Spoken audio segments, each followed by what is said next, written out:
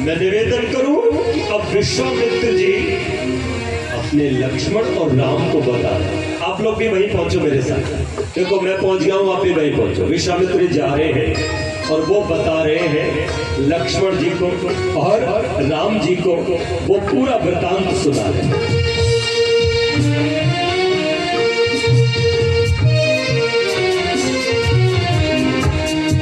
अहिल्या भाई ऋषि गौतम एक गुरुकुल चलाते हैं, एक गुरुकुल चलाते हैं।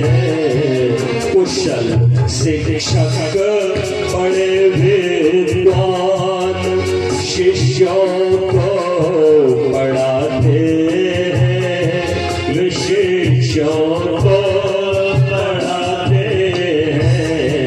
अहिल्या भाई ऋषि गौतम। विश्वामित्र जी कहने लगे सुनो राम, एक समय में अब से लगभग 20 साल पहले की बात, गौतम ऋषि बड़े विद्वान धर्मात्मा तपस्वी मनुष्य और वैसी ही उनकी देवी अहिल्याबाई पतिव्रता नारी जो अपने पति को भगवान समझ करके पूछती है, बड़ी विदुषी थी, वेदज्ञ थी।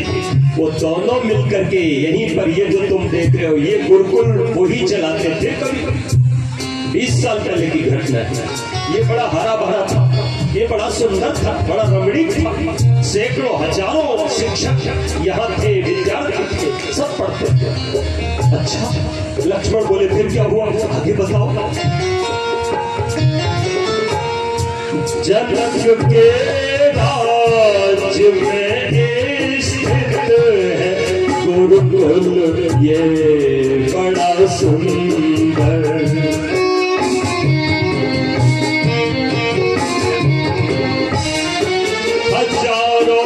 शेष रहते थे सदा गुरुकुल के ही अंदर। सैकड़ों गुरु वरिष्ठ मुनि जन ज्ञान गंगा बहाते हैं, ज्ञान गंगा बहाते। अहिल्या गौतम एक गुरुकुल चलाते हैं, एक गुरुकुल चलाते हैं।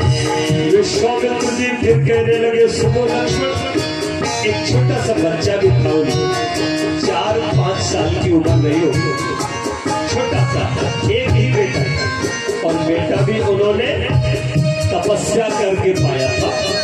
जीवन में केवल एक बार पति पत्नी में संगम हुआ और उनको बेटा रत्न की प्राप्ति हुई। जैसे तुम्हारे पिता को तुम मिले, जैसे कृष्ण को प्रद्युम्न मिले, ऐसे तपस्वी है। एक बेटा बहुत छोटा बनाते हैं उसे साधक।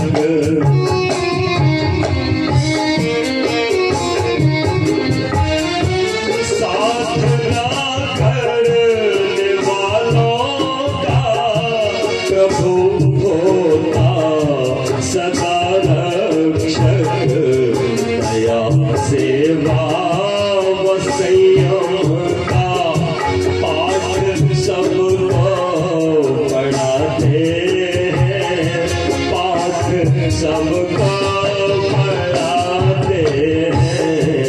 अहिल्या भाई ऋषि गौतम। विश्वामित्र जी कहने लगे सुनो राम और लक्ष्मण, ये गुरुकुल गौतम और उनकी पत्नी अहिल्याबाई चलाते थे। फिर क्या हुआ, बोले फिर एकदम गुरुकुल का वार्षिकोत्सव आया और गुरुकुल का एनुअल फंक्शन जब आया तो सबको चिट्ठी भेजी गई। पूरे दुनिया के बच्चे वहां पढ़ते थे तो सब राजाओं को चिट्ठी भेजी गई और जैसे हमारा एशिया महाद्वीप है, ऐसे ही उस समय हमारा जो चक्रवर्ती राजा से भी ऊंचा पद होता था वो होता था इंद्र। इंद्र एक पद था, पद। उस पद पर जयंत नाम का एक मनुष्य, जिसको हम देवता कहेंगे, है ना, उसकी संज्ञा देवता हो जाती थी, वो देवलोक कहलाता था, उस पर विराजा हुआ। तो इंद्र को भी न्योता गया, गुरुकुल को खूब सजाया गया, भव्य बनाया गया। तो फिर मैंने लिखा, विश्वामित्र जी कहने लगे, गुरुकुल का उत्सव है, सब खुश